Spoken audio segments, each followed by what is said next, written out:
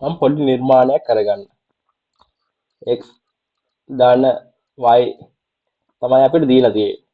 මම මේකේ වර්ගයක් ගන්න. මේකේ වර්ගයේ උත්තරේ කීයද? x වර්ග ගන්න පුළුවන්, y වර්ග ගන්න ඕනි. තව 2යි xy.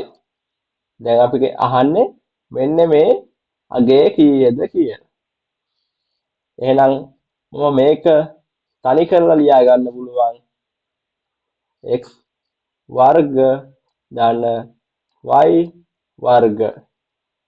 එතකොට මේ අගය මේ පැත්තට ගියාම ඍණාගයක් වෙනවා. මම මේක ලියා ගන්නවා x ධන y පූර්ණ වර්ගයක්. මේ අගය මේ පැත්තට ගියාම ඍණ වෙනවා. ඍණ 2යි xy. එතකොට අපි දන්නවා x ධන y සමානයි 10යි.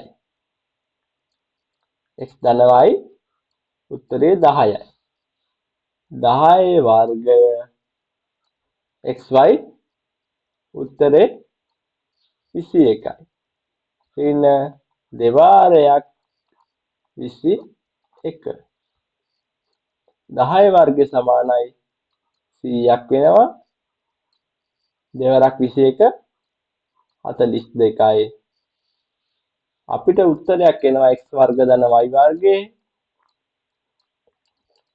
උත්තරේ 58ක්.